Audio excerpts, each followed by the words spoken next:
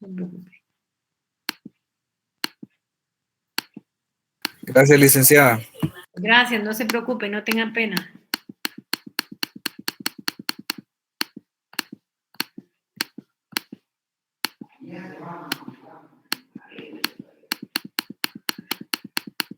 Hola Karina, ¿qué tal están? Gusto saludar. Buenas noches, licenciada. Hola, ¿qué tal está? Buenas noches. Buenas noches, licenciada. Hola, ¿qué tal está Jenny?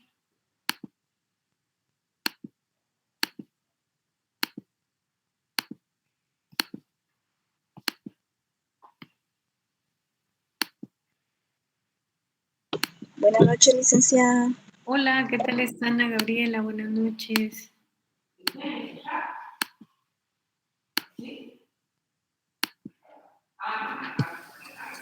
Buenas noches, licenciada. Muy buenas noches, gusto saludarlas. Gracias, igual. Bueno, vamos a comenzar la clase del día de hoy. Solo vamos a dedicar unos minutitos para ingresar a las personas. Hola. Esperemos que el día de hoy no vayamos a tener ningún problema con la lluvia, porque como que ha llovido mucho y el internet está molestando, pero de momento vamos a continuar. Si ustedes se recuerdan, nosotros en la última clase vimos lo que eran los principios fundamentales de la tributación. Y si ustedes miran su programa, se van a dar cuenta que vimos el de legalidad, el de capacidad, el de igualdad, el de generalidad y el de proporcionalidad. No está incluido, pero para mí es de obligatorio hablarles de estos dos principios, que aunque no están enunciados con el nombre determinado en la Constitución, sí el artículo hace referencia a él. Y yo pensé que cuando lo habíamos leído, cuando íbamos a leer el artículo 243, que es el principio de capacidad de pago, alguno me iba a hacer esa pregunta, pero resultó que ninguno me hizo la pregunta. Entonces, si ustedes ahorita toman su Constitución de la República y se van al artículo 243, miren ustedes el segundo párrafo. Y el segundo párrafo es que se prohíben los tributos confiscatorios. Entonces, lógicamente, sin que tenga nombre de principio, este es un principio fundamental en la tributación guatemalteca. Y puede decirse que es el principio de no confiscación o prohibición a la confiscación. ¿Y a qué nosotros nos estamos refiriendo cuando estamos hablando de esto? Lo primero que nosotros tenemos que determinar es qué es confiscación. ¿Cómo debemos de entender nosotros lo que es confiscación? Y la confiscación es la sustracción de una parte esencial del patrimonio de los contribuyentes. Lógicamente, cuando nosotros hablamos de sustracción, estamos hablando que hay un pedazo, una parte sustancial que estamos tomando del patrimonio de los contribuyentes. Entonces, si ustedes se dan cuenta, el tomar, el sustraer una parte importante, una parte sustancial del patrimonio de los contribuyentes, se está violando el principio, se llama de no confiscación o prohibición a la confiscación. Entonces, si ustedes se dan cuenta, mediante esa sustracción, lo que se está violando, lo que se está violentando es el principio de capacidad de pago. Ese principio que está contenido en el artículo 243 de la Constitución y que constituye uno de los principios torales de nuestro sistema jurídico guatemalteco. Y al decir torales es en donde se desarrolla el principio de capacidad de pago, que es importante para el sistema jurídico guatemalteco. O sea, todos los impuestos deben de estar basados en el respeto al principio de la capacidad de pago. Entonces, ¿qué debemos de entender nosotros por confiscación? Lo que debemos de entender nosotros por confiscación es que para cumplir con mis obligaciones tributarias, yo tengo que disponer de mis bienes. En la clase pasada, un compañero señaló que en la municipalidad de Mixco, una persona para poder pagar el impuesto único sobre inmuebles tuvo que vender su casa. Eso no es posible, pero ¿qué se necesita? Se necesita un abogado preparado para que pueda plantear ese remedio que más adelante vamos a ver. Yo ya les dije la semana pasada que existe un mecanismo para cuestionar las leyes. Un mecanismo dividido en dos. Y ese mecanismo está contenido en la ley de amparo, exhibición personal y de constitucionalidad. Y cuando yo estoy refiriendo a eso, les estoy refiriendo a lo que es la acción de constitucionalidad. Lógicamente, para plantear una inconstitucionalidad, dice el artículo 122, si el actor propusiera dentro del mismo proceso la declaración de inconstitucionalidad junto con otras prestaciones, el tribunal le dará audiencia. Y la inconstitucionalidad puede plantearse en cualquier etapa del proceso, como acción, como excepción o como incidente. Y esto lo dice el artículo 116. Entonces, el mecanismo que existe para cuestionar las leyes se llama inconstitucionalidad.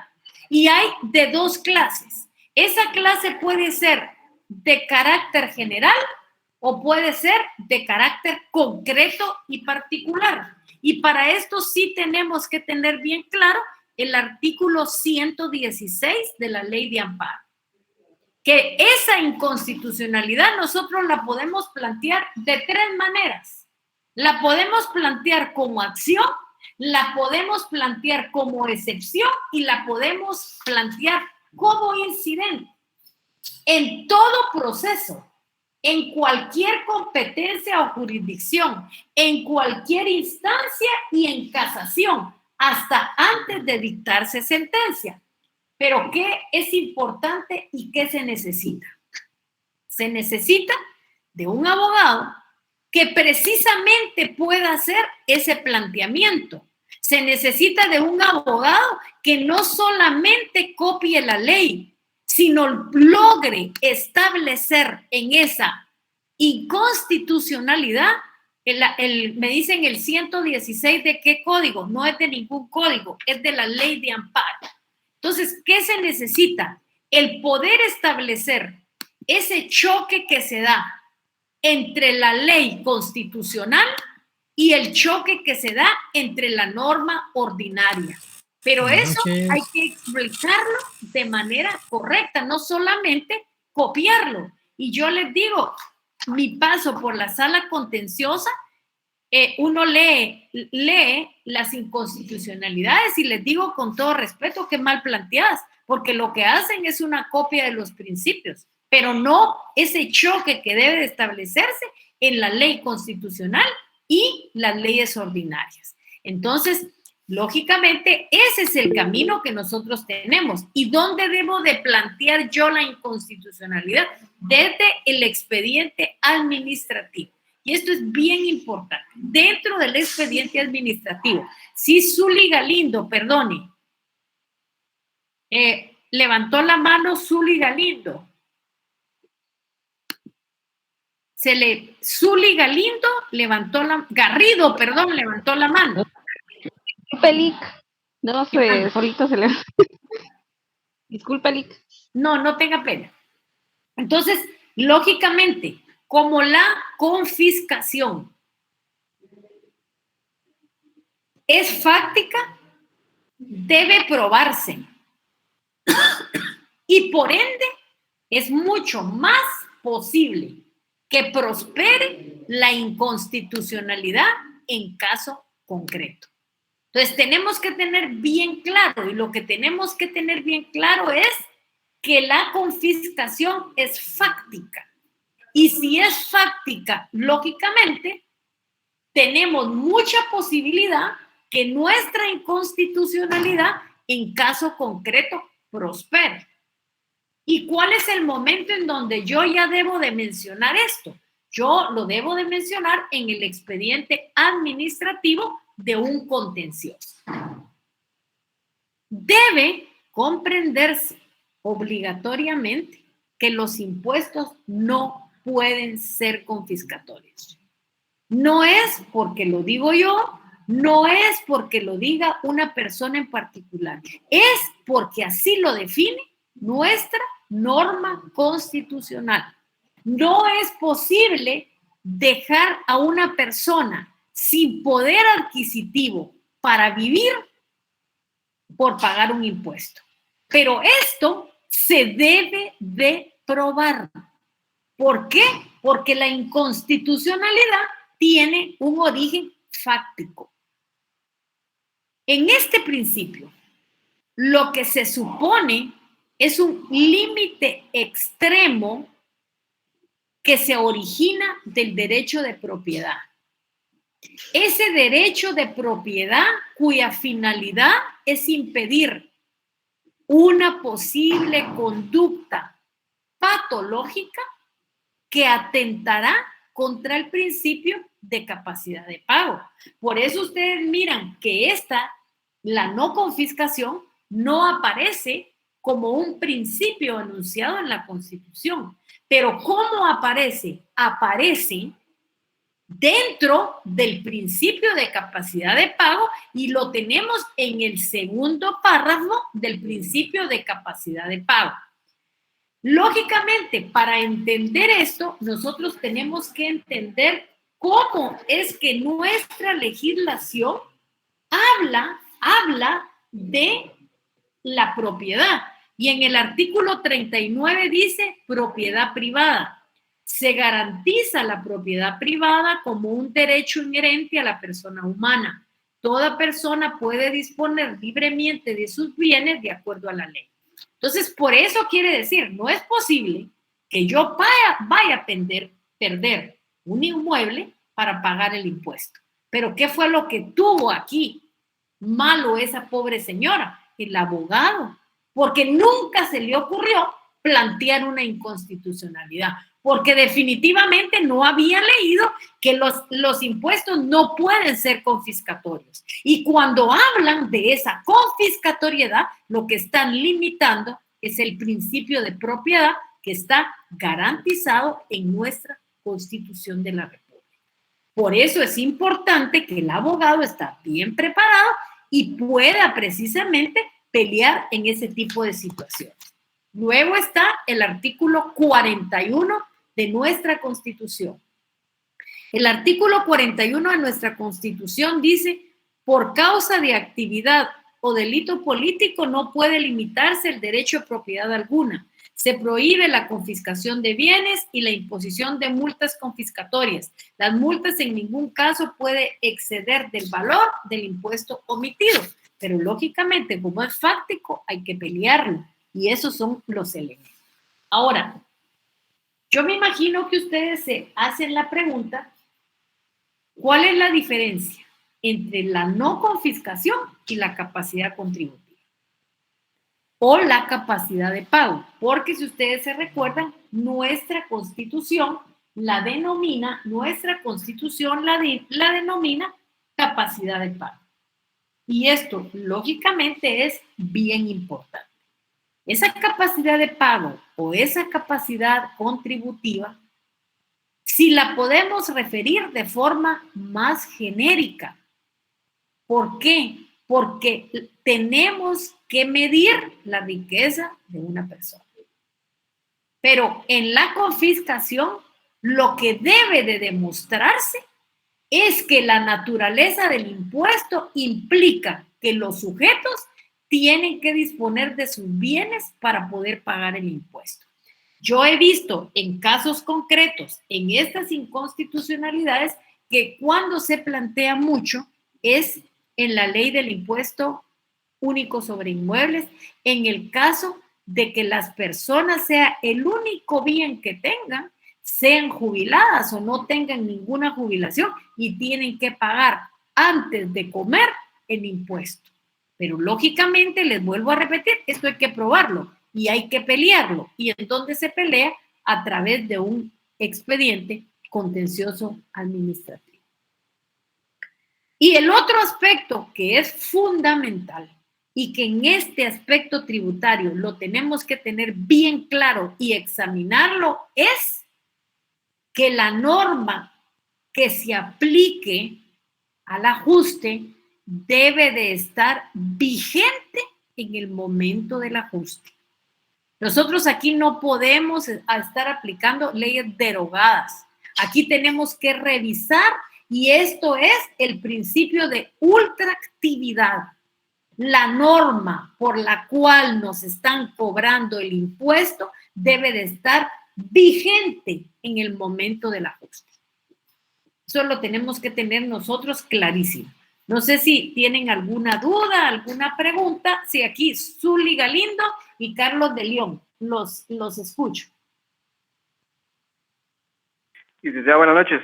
Buenas noches. Estaba dando ejemplos respecto a que los bienes no deben ser confiscados, ¿verdad? Usted dio el caso del ejemplo de esa propiedad. Ahora mi pregunta es, ¿esto aplica también para bienes muebles? Por ejemplo, vehículos, carros, que a veces, no sé si ha habido casos de que se confisquen estos bienes. Ahí no, se está pero lo que pasa es que a usted nadie lo obliga a comprar un carro. Usted lo compra porque quiere. Y si usted compra un carro, se tiene que pagar el impuesto. O sea, aquí eso está plenamente comprobado. Y si usted se recuerda, nosotros hablamos que el comprar un vehículo es una manifestación de riqueza. Cuando usted tiene el dinero, lo puede comprar. Ahora, que después ya no quiera pagar el impuesto, esa ya es otra situación. Ahí es bien difícil probar la no confiscación de los impuestos. Pero es que el vehículo no es indispensable para usted para vivir, pero su vivienda sí es indispensable para usted. Entonces aquí la situación es completamente diferente. O sea, el vehículo no es indispensable. En cambio, la vivienda sí es indispensable. Sí, y si fuera por razones mayores, es un ejemplo, ¿verdad? Si fuera por razones mayores, que no se puede pagar el impuesto, ya sea y que confisquen el vehículo o algún bien mueble. Ahora yo le digo una cosa. ¿Cuánto paga usted del impuesto de circulación de vehículos al año? Seamos reales. Si usted compra un vehículo del año, es porque tiene el dinero para pagarlo. Entonces, si tiene para lo más, ¿por qué no va a pagar lo menos? Ahora, si su irresponsabilidad le ha llevado a que durante años usted no pague el impuesto y tiene una multa que pagar, esa es la responsabilidad del contribuyente. Si usted, por ejemplo, tiene hoy un vehículo del año 2000, ¿cuánto pagó de circulación de vehículos? Pagó 200, si usted tiene un carro Nissan, pagó 159 quetzales. Eso lo puede pagar. Ahora, en el caso del impuesto único sobre inmuebles, en el caso la persona es jubilada, la única entrada que tiene es la jubilación y esa casa la compró hace 50 años o se la heredaron y ahora resulta que de esa pensión que le da el IX de 200 quetzales tiene que pagar el YUSI, la situación es diferente. Pero en circulación de vehículos, perdone, ahí sí no creo. Honestamente, nunca he visto un caso al respecto por lo que le estoy diciendo. Si el carro, usted lo compra porque quiere. O sea, el carro no es indispensable para vivir. Ah, sí, pero le da comodidad de traslado. Sí, le da comodidad, pero no es indispensable para vivir. En cambio, en el otro impuesto le estoy analizando. Por ejemplo, el compañero de la otra clase me dice, hay un caso en la municipalidad de Misco donde la persona tuvo que vender el inmueble para pagar el impuesto. Yo, si hubiera sido su abogada, no lo paga. Yo lo hubiera peleado por esa violación al principio, porque los tributos no pueden ser confiscatorios, no pueden poner en peligro mi derecho de propiedad. No sé si con eso le explico. Sí, aunque lo enfocó más a mí, pero yo solo le di un ejemplo. Vale. Está bien, gracias. No tenga pena. Bueno, entonces, hoy vamos a entrar a hablar lo que son las fuentes del derecho tributario.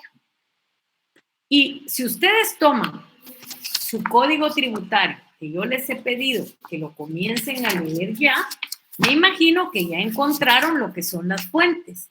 ¿Hay alguien que me puede decir en qué artículo estén las fuentes?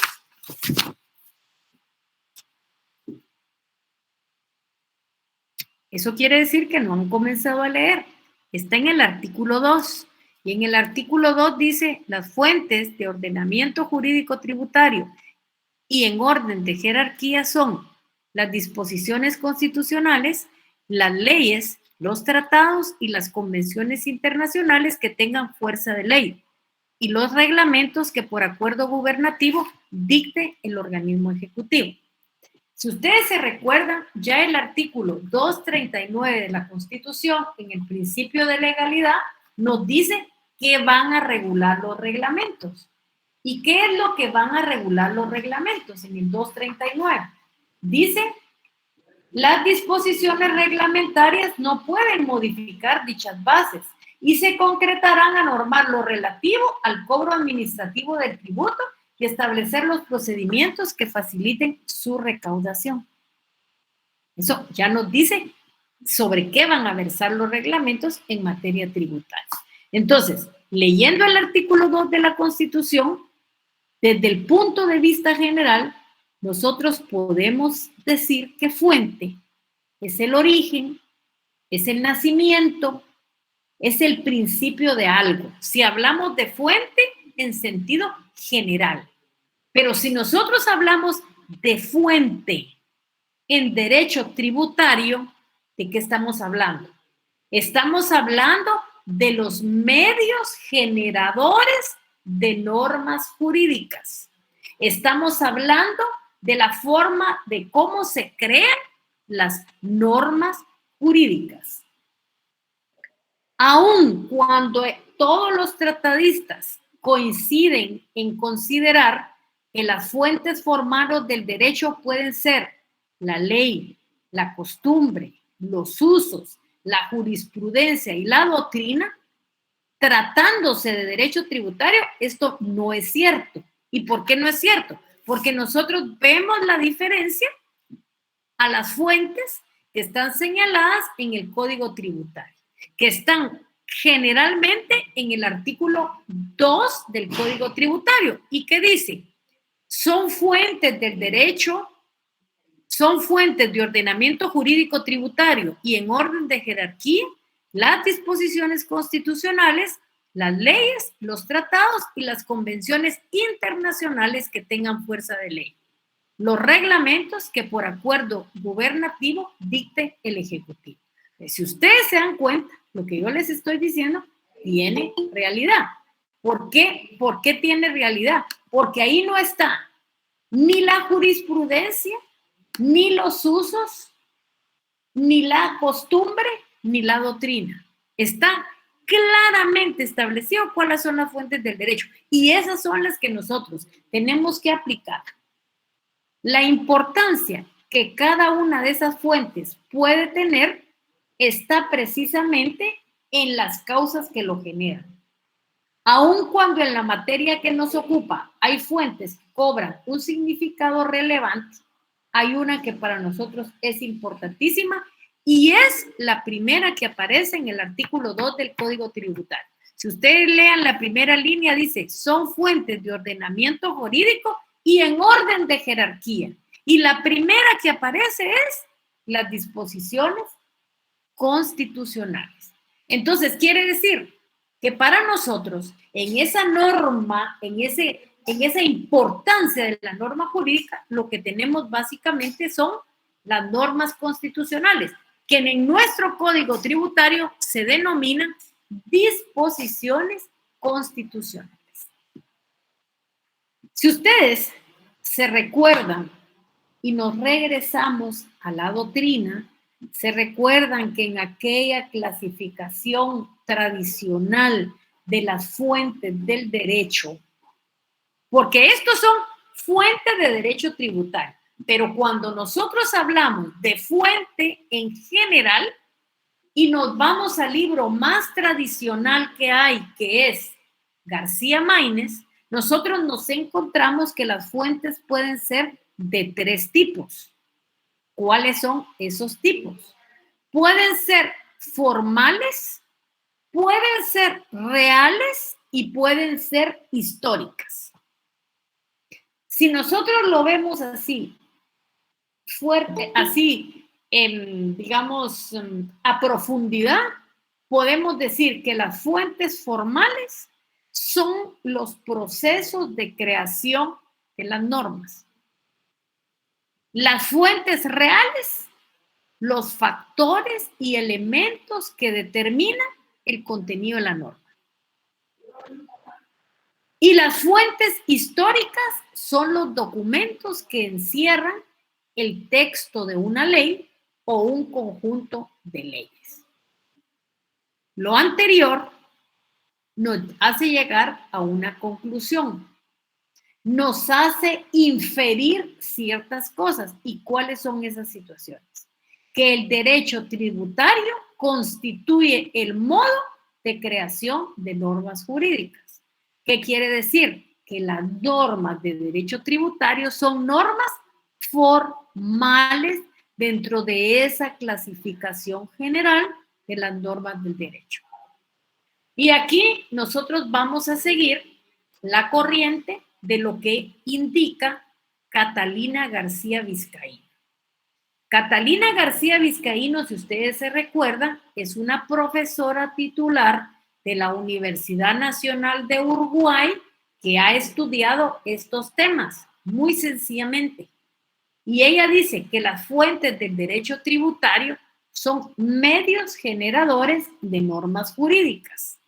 Y ella dice que las normas jurídicas son normas constitucionales, leyes, decretos leyes, reglamentos y tratados internacionales.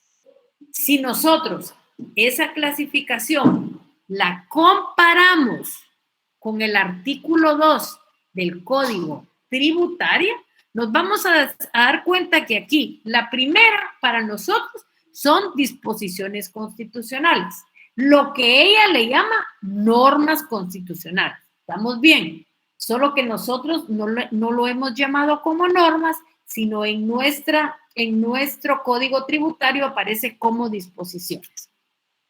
Luego nosotros tenemos las leyes y ella también tiene las leyes. Y ella le agrega decretos leyes. La Constitución, nuestro Código Tributario no puede tener decretos leyes, porque ustedes saben que los decretos leyes son decretos productos de un golpe de Estado y saben que cuando hay un golpe de Estado se rompe el orden constitucional. Entonces, lógicamente, este tipo de situaciones no puede estar contenida en un artículo, pero para nosotros sí tienen una relevancia. Y la relevancia fundamental es que nuestros antecedentes de la ley del IVA surgieron precisamente de un decreto ley. Surgieron de un gobierno de facto cuando estaba el general Ríos Montt. Y luego tenemos los reglamentos y los tratados internacionales, que son precisamente los que aparecen aquí. Solo que nuestra ley dice tratados y convenciones internacionales que tengan fuerza de ley. Y cuando se tienen fuerza de ley, se convierten en una ley ordinaria. Y luego los reglamentos que ya nos está diciendo que deben de ser por acuerdo gubernativo que dicte el organismo ejecutivo. Entonces hay una coincidencia, pero hay algunas diferencias. ¿A qué nos estamos refiriendo nosotros cuando hablamos de disposiciones constitucionales? Estamos hablando de normas constitucionales y estamos hablando de las normas que están contenidas en la Constitución Política de la República de Guatemala. Eso quiere decir que si tiene el primer lugar en la ley, esta fuente es la fuente principal de nuestro ordenamiento jurídico. ¿Cuál es la fuente principal del ordenamiento jurídico en derecho tributario?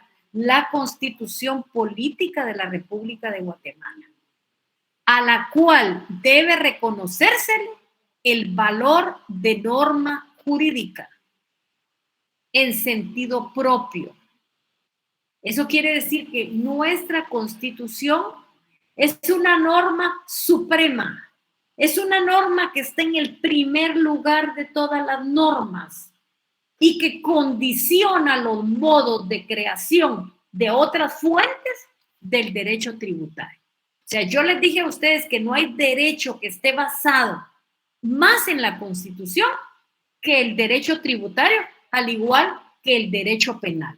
El derecho penal tiene figuras propias, el juez natural, tiene el debido proceso, y nosotros tenemos principio de legalidad, tenemos capacidad de pago, tenemos igualdad, tenemos no confiscación de los tributos, y eso ¿dónde está? En la Constitución Política. Eso quiere decir que nuestra Constitución, que nuestras disposiciones constitucionales son el medio productor de normas jurídicas más importantes.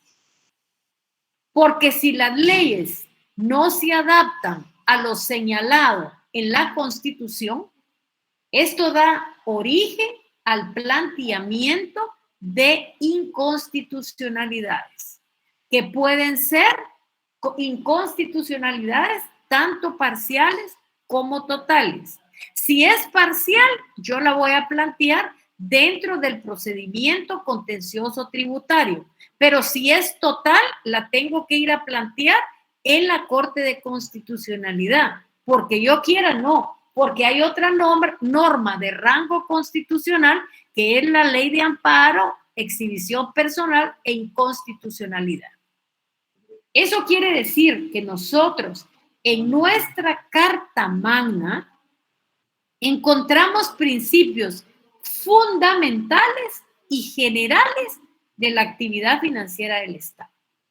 Por ejemplo, el poder tributario del Estado. Los principios de legalidad, de capacidad de pago, de no confiscación de los impuestos, de igualdad. Y eso es el marco contenido en la Constitución Política de la República de Guatemala. Entonces, nosotros en nuestro país le debemos de dar mucha importancia a nuestra Constitución, porque en el ámbito tributario, de acuerdo al Código Tributario y siguiendo un orden de jerarquía, las disposiciones constitucionales tienen el primer lugar. Tienen la primera escala de las fuentes, como un medio creador o generador de normas jurídicas, porque además de contener principios básicos, contiene disposiciones del derecho tributario. Si ustedes se recuerdan, el presupuesto está en la Constitución, la existencia de la Contraloría de Cuentas está en la Constitución. También está el principio de legalidad, igualdad, equidad y proporcionalidad de los tributos. No sé si tienen alguna duda, alguna pregunta. Licenciada, perdón, solo no le escuché lo último que mencionó de los siguientes principios, que se escucha bien entrecortado en mi casa el internet. Entonces, lo último que No mencionó tenga pena, no lo o sea, escuché. le digo que hay principios generales de la tributación que están en la Constitución. ¿Cuáles son esos? Legalidad, capacidad de pago, la no confiscación de los tributos, la igualdad, la equidad, las figuras como la Contraloría de Cuentas, el presupuesto público, todo eso son normas contenidas en la Constitución política. Por eso es importante ese rango de disposición constitucional, no porque lo diga yo, no porque lo disponga yo, porque así está contenido en nuestro Código Tributario. ¿Alguna otra pregunta? Eso que acaba de decir está en el artículo 243, ¿sí? El 243 es el principio de capacidad de pago. En el principio de capacidad de pago está la no confiscación de los tributos en el segundo párrafo del artículo.